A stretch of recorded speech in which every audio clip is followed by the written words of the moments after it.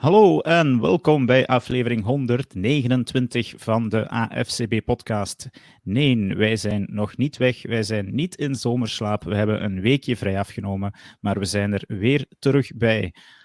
Waarom? Het NFL-seizoen is wel degelijk afgelopen, maar dat wil niet zeggen dat wij gaan stil zitten of stil liggen. Nee, er is natuurlijk nog veel aan de hand en we gaan vanaf nu een beetje met onze ogen naar twee kanten moeten kijken.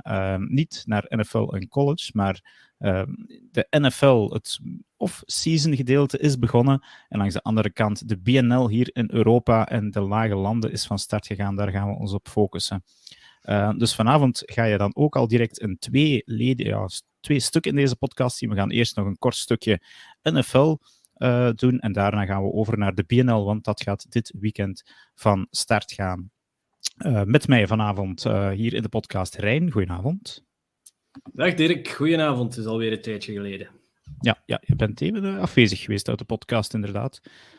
Maar jij bent onze leading man van ons BNL-team, dus we gaan jou dan weer wat meer horen en zien de komende weken. Als je dat zo wil noemen, dan neem ik die titel graag op mij. Dus we gaan ook livestreamen tijdens de BNL-games, dus daarover straks meer uiteraard. Onze jonkies, Jens en Alexis, die zijn nog volop aan het studeren voor de prospects die ze binnenkort mogen gaan studeren richting de draft die eind april is. Dus hen ga je binnenkort weer horen. Vanavond gaan we het eerst even hebben, een kort stukje NFL over de NFL Team Needs. Waarom doen we dat? Omdat dit weekend natuurlijk de NFL Combine in Indianapolis van start is gegaan. En kijk, we zijn live trouwens ook. We hebben het maar kort aangekondigd, niet op onze vaste dinsdag. Dus ja, we zien toch Peter de Stoop, vaste gast. Goedenavond, Peter. Zoals vaker, Rein heeft een Steelers jersey aan. Vreemd. Speciaal voor onze fan Peter. En ik heb een paar weken geleden ben ik met het werk op en af naar Turkije gevlogen, naar een militaire luchtmachtbasis. Daar ben ik in aanraking gekomen met enkele Amerikaanse militairen. En eentje daarvan, die heette Wachter. En dat was een wachter, echt als... Een Amerikaan die Wachter heet, ja. Absoluut, die was in Duitsland opgegroeid. En een van zijn collega's was iemand van Ohio, was een heel hevige Steelers-fan. En ik heb toevallig deze gear heb ik van een collega gekregen. Hij zei van, jij bent met American football bezig, dus hier, jij krijgt dat van mij. En ik heb er daar een paar koffies, een paar pintjes voor moeten geven. En dan doe ik dit aan in steun van een van onze trouwste luisteraars. Dus Peter, op de Steelers. Oké, goed. Kort intermezzo. We gaan deze podcast wat gebalder houden dan de 1,5 uur podcast die u van ons gewoon bent. Het is het off-season, dus we doen het ook een beetje rustiger aan. Nog net niet met de voeten op de bureau, maar toch. Dus vanavond gaan we al kort de combine bespreken. En wat zoeken de teams die naar die combine gaan in hun spelers? Ja, ze hoge draftpicks natuurlijk, en ze gaan dan even showen, die spelers, aan de teams. Ja, wat hebben ze in huis? Het zijn die vaste drills die u wel kent. Rein, ga je daar een beetje naar kijken? Of? De combine, dat is iets heel dubbel bij mij, vind ik. Het is een soort modeshow. Het is altijd spectaculair als je natuurlijk... Ja, voilà, inderdaad. Het is inderdaad hoe heet Frans noemde het? De Underwear Olympics of zoiets? Ja. Vleeskeuring, absoluut. Ja. Nee, het is een moeilijke, ja. Oké. Maar dus het is eigenlijk voorbereiding op die draft van eind april. En vanavond gaan we al eens kijken welke zijn de eerste 10 teams die mogen pikken in... waar gaat de draft door gaan? Las Vegas is het volgens mij, of is het in Kansas City? Ja? Las Vegas. Nee hoor. Okay. Ik dacht dat in Las Vegas toch. Een uitstel van het COVID-jaar. Ja, klopt. Yes. En het eerste team on the board, Rein, dat was toch een beetje een verrassing, de Bears. We beginnen helemaal van boven. Ja, okay. Ik ga van boven beginnen als het gemakkelijkste. Hè? Zo gaan ze bij de draft ook doen. Op die manier. Ja, absoluut. De Bears. Vreemd, hè. Die kunnen eigenlijk wel schipperen, vind ik. ze staan op een heel vreemde positie. Eigenlijk voor hen, waarom? Je hebt een heleboel QB-prospects die je daar kan nemen. Maar met Fields hebben ze in mijn ogen al een franchise quarterback. Dus wat lijkt mij de meest logische stap dat zij gaan doen, oftewel een trade down naar een QB-needy team. En dan denk ik bijvoorbeeld aan de Colts. Of gewoon best defensive player available daar. Bam. Dat lijken mij de twee pistes. Ik denk ook dat hun grootste niet een trade zal zijn, want daar kan je volgens mij dan meerdere goede spelers of picks voor de komende jaren nog gaan halen. De Texans op 2, die hebben zich het kaas van het brood laten eten in die laatste wedstrijd, of dat hebben ze zelf gedaan. Door nog een 2-point conversion om te zetten. Ja, heerlijk, Lovie Smith. En ja, zij zijn natuurlijk wel op zoek naar een quarterback. Ja, dat klopt. Ik denk dat dat hun grootste niet zal zijn, maar... Ja, Davis Mills is het in ieder geval niet, hè? Nee. Ja, ik heb een beetje alles opgeschreven als niets van de Texans. Dus ze kunnen volgens mij veel gebruiken. Maar goed, hier valt iets. Ja, het zou zomaar eens kunnen dat zij voor een trade-up moeten gaan met de Bears, om zeker te zijn dat ze natuurlijk die quarterback kunnen halen. Op 3, de Cardinals.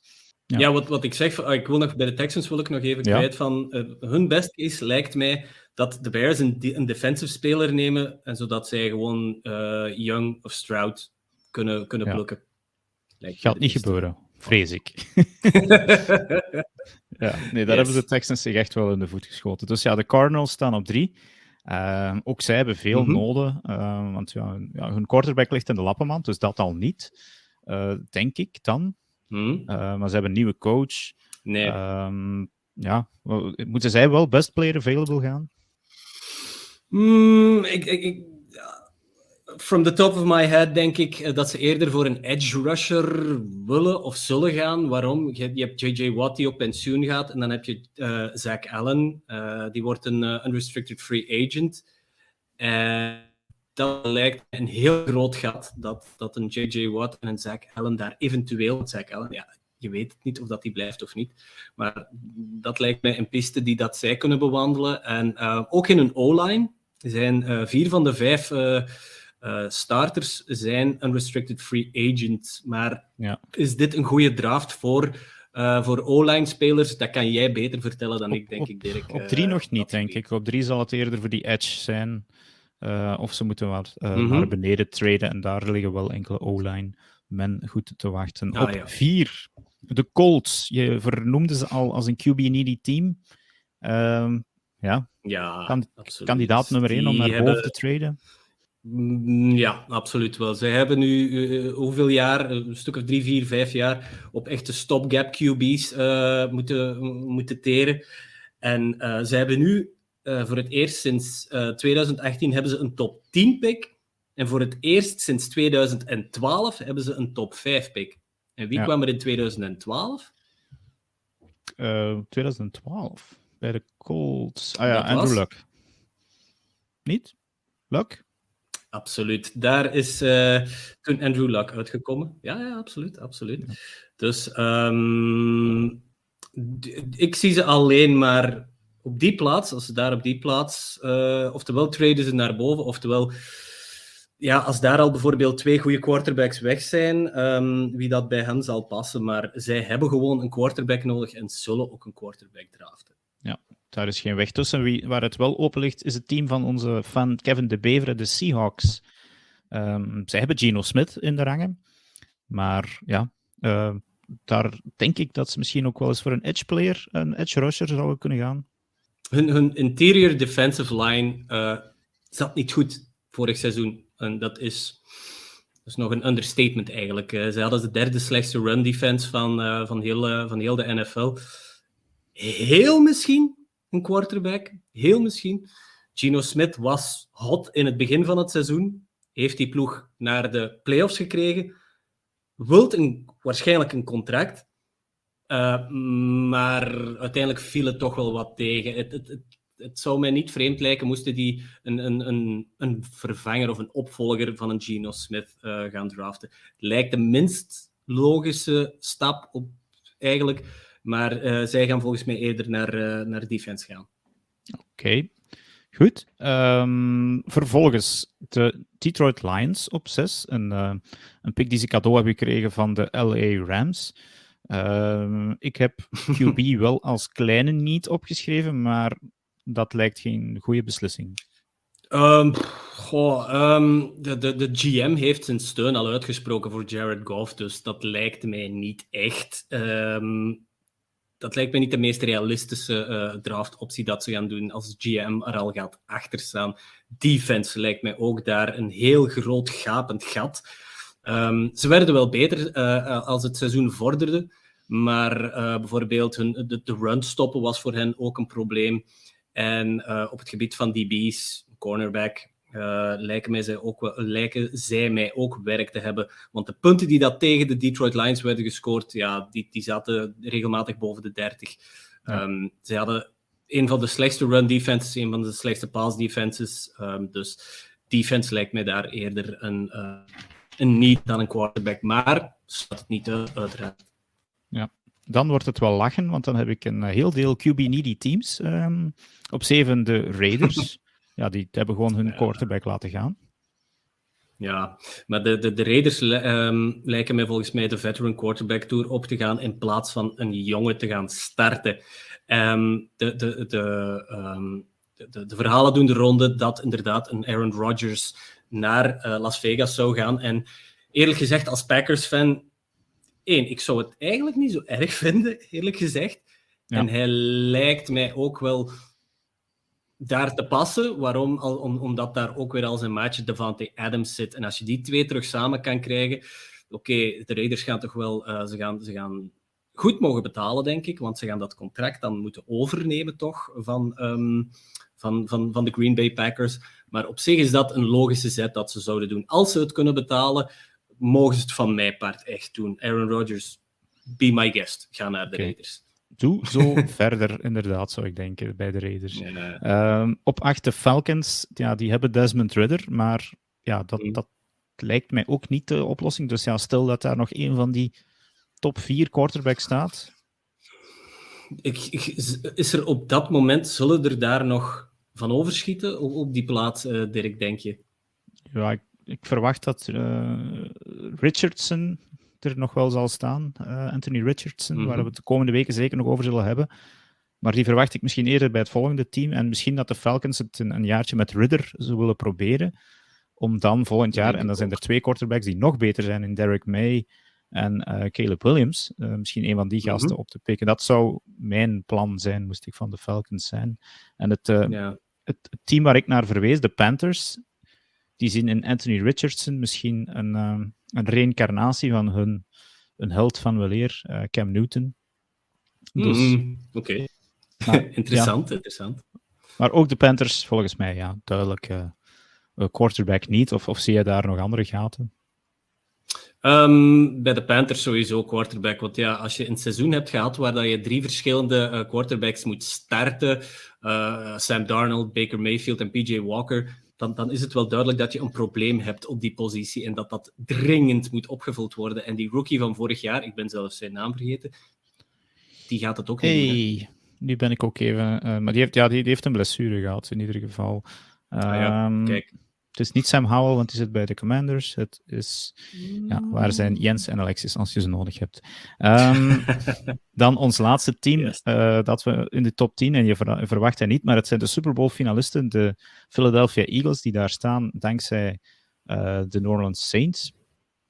Er zijn heel wat teams, of heel wat spelers die daar in free agency een contract zullen krijgen, of willen er elders eentje gaan krijgen. Dus ja, wel wat niets, denk ik. Niet op quarterback natuurlijk. Ja. Ze hebben 6 free agents op defense en echt op elke lijn. Dus je hebt de D-line, op de linebackers en in de DB's heb je free agents die al dan niet gaan terugkomen. Op het gebied van offense zitten zij wel redelijk goed. Maar op die plaats lijken mij de Eagles voor gewoon best defensive player available in de draft. Dat lijkt mij een logische stap. Ja, ik denk dat ze ook wel een running back gaan kunnen gebruiken, omdat ze Miles Sanders laten gaan, maar dat zeker niet op deze 10e plaats. Alexis zou waarschijnlijk wel absoluut graag Bijan Robinson zien komen, maar goed, dat denk ik niet.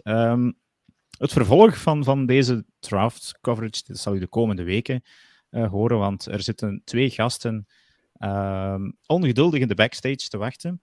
Goedenavond. Ja, goedenavond René. En we will switch to English, dus voor wie nu aan het luisteren is in de wagen of eerder waar, we will switch to English now because we have 2 esteemed guests here, and one of them is an American. Good evening. I will say hi to Jabari first. Hi, Jabari. Hey, how you doing? We're doing great. Nice of you to join us. Jabari is the quarterback for the Limburg Shotguns for this season in the BNL. And I will also introduce my guest who is watching on YouTube, or somebody who will be watching on YouTube or Facebook. He can see him in the bottom right corner. René Barens from the Amsterdam Crusaders. Good evening, René. Yes. Thank you. Good evening to all of you. Yes, and René, you can put 2 hats on tonight because you're the O-line coach for the Amsterdam Crusaders, but you're also a BNL commissioner. Well, not the commissioner. I'm the representative for the Netherlands part, where Michel Eeman is the representative for the Belgium part. Actually, we still have a job opening for a commissioner. You still have a job opening for a commissioner. Okay, yeah. Yes. Oh, there we go. I'll be thinking about that one. No. Okay, gentlemen, nice of you to join us here. We are on the doorstep of the start of the BNL season. Maybe René, you've missed football for like 9 months now. Are you looking forward to the start? Well, yeah. I mean, of course, we had the NFL, which just ended like a month ago. But of course, the BNL, that's something that you look forward to, and I'm really happy that we're starting it Saturday. Okay, and the Amsterdam Crusaders, of course, are the defending champions of the BNL. And as we said, AFCB Belgium, well, we will be there, hopefully, at all the marquee games. There will be a game day game. The game week. of the week. The game of the week. The game of the week. And if everything goes right, we will be there. That game of the week will be broadcasted live on Facebook, the Facebook page of the BNL. Yes. Exactly. What we did is that we have, of course, multiple games in a play round, but since we do not have multiple AFCB guys, we decided to pick one game to live stream. So each round there's one game that's going to be live streamed, which is going to be the Ghent Gators against the Brussels Black Angels this coming weekend. Yeah, so we will be there in Ghent. Jabari, we'll go over to you. You guys have a bye at the first week. Are you guys going to scout? Absolutely. You got to use those bye weeks to your advantage, you know.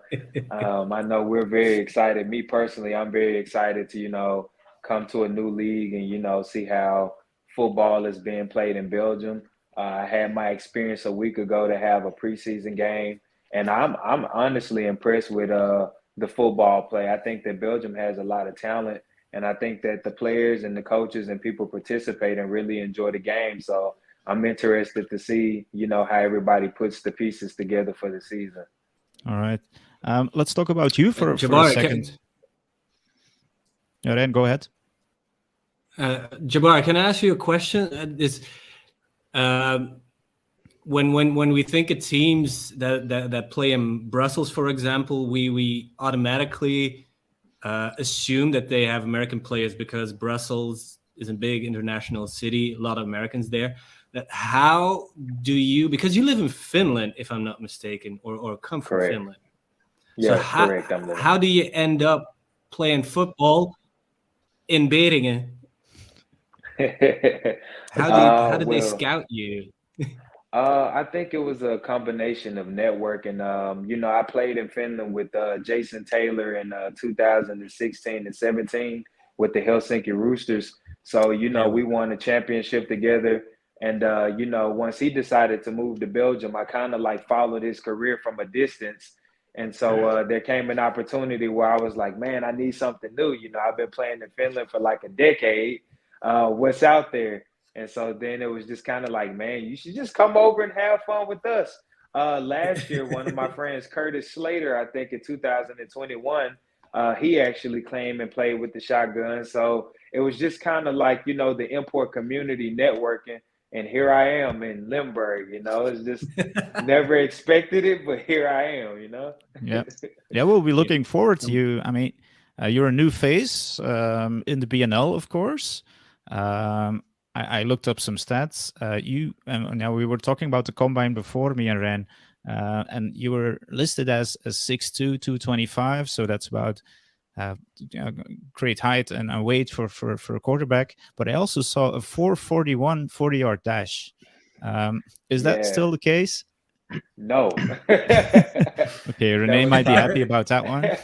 That was back in the good old college days. I think I ran my 40 in Porvoo maybe a year ago. It was about a 4.7, 4.8. So I think it's still decent. Yeah. It's not bad. He can run really fast when he's got our defenders chasing him. Oh, it's going down already. Oh, there we go. Some banter. Shots fired. It's very cool to see you on the Belgian field. When we talk about, we will talk about Amsterdam a little bit later. But if we talk about the Limburg team, of course they had to retool on some key positions. The quarterback, of course, with you, but also the head coach with Coach Lewis. How is the team right now? Because you lost the preseason game, but you didn't play all your starters the whole game. But are you still warming up? I think when I look at this team, if you look at the roster from last year, this is a completely new team almost. I think we've had a lot of new faces, including myself joining the team. So I think the preseason game was a testament to that, to us trying to learn how to gel together, trying to learn new systems. And I think, that's going to be a process for the first half of the year. So I'm still confident about the team that we're trying to put together, but we're definitely a new team and we just have to all buy in, new head coach, new OC, new DC, new quarterback. If you follow football, these are all elements of the game that takes time to put together. And with me joining the team so late, I think I signed in December and, I finally came to Belgium in February. So, I'm still trying to learn the guys and I think that they're trying to learn me as well. So it's definitely going to be a process, but I think we're going to be okay at some point. Yeah. Okay. René, let's switch to your team for a second. You also lost a few key players who made a difference. Yeah, the 2022 season saw the end of some legends at the crew, like Miguel Castella, Rajiv Hoy, our nose Shaq. And some other guys, a good linebacker, Hassan. And so we had at least 4 or 5 veterans quitting due to retirement. Then again, we also had some veterans that rejoined. Yeah. So I cannot say honestly that we really lost so many players that we're going to be weaker. I mean, what we lost, we regained. Okay. Yeah. You mentioned Miguel Castella. He was a big part of your the 1-2 punch you had last with year. Berto. Yeah. But also Paul Gele, the kicker. He is that's a big loss. He's still in the United States at the moment. I mean, Jabari. I don't know if you've seen the footage of that, but that guy he's in a D2 school now, and he was kicking field goals from a distance that we are not used to here in Belgium. Yeah, dude, he kicked the ball out of the stadium. Yeah, that's why he's in the States right now. we had the award night last year, and we gave the best ball carrier award of the year to the guy that had to pick up the ball all the time. So, and his present was like some cream for the, how do you call, brandnetels. Yeah. Okay. René, you're the defending champions from the BNL. Yes. Sadly, you're still the only Dutch team in it. Hopefully, we can put a show on this year. We will change. Yeah, we will change that. I have some good news. Talks with AFBN. There's some changes happening in the Netherlands, and there's some changes on the board. And the new board is open for changes. They are looking at the BNL with a lot of positivity.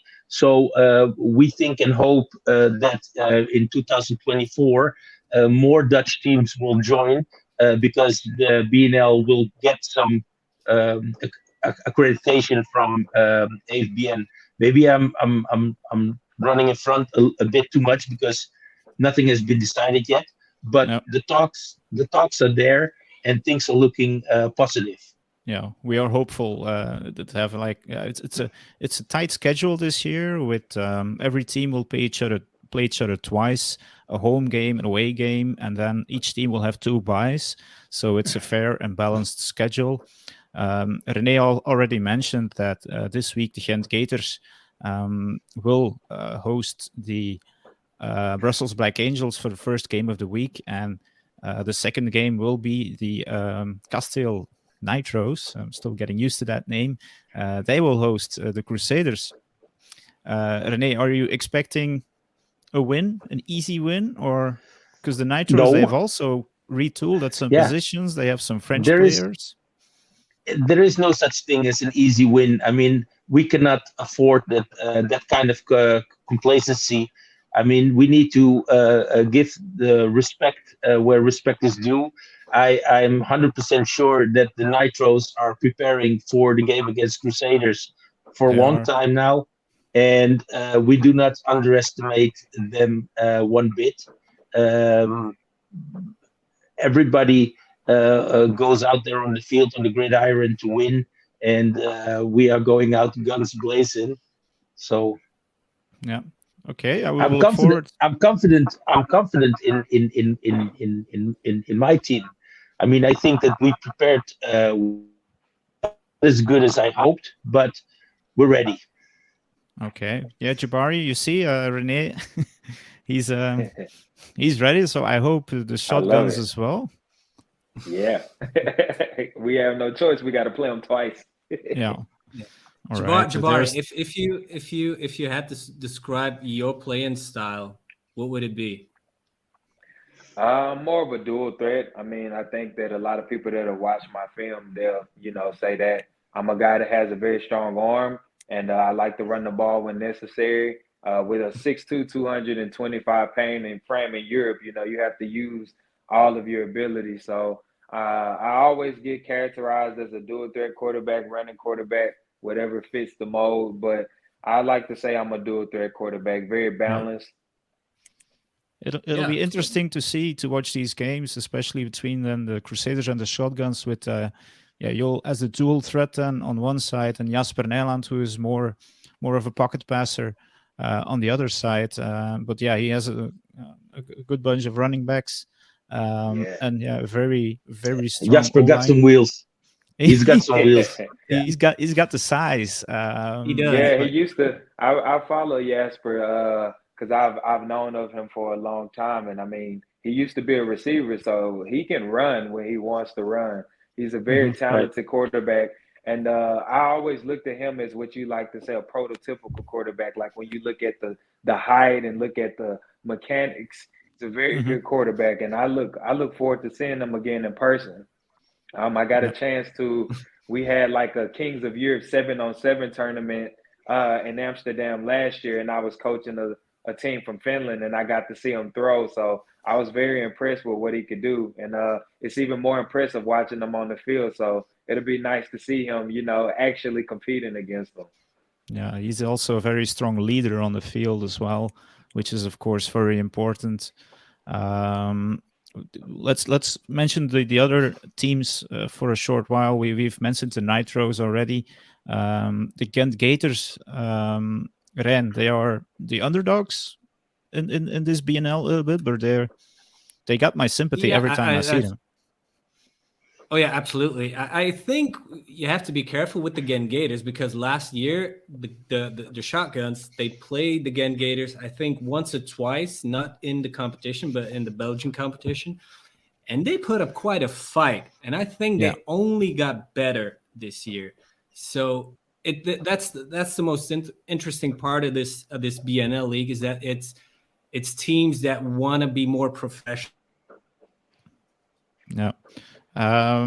You're all the teams are adding players. You see them posting about their upgrades in coaching staff and everything. Like the whole vibe around the new league is great. I think everybody is getting enthusiastic, and players are getting enthusiastic.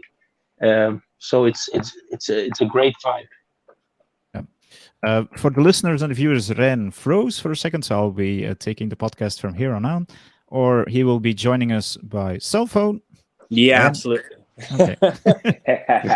Okay, he's back. I got one lousy connection here. By the way, there are some listeners or viewers giving out comments as well. You can always do that. We will do this podcast hopefully every week with a BNL segment, so be sure to join us there.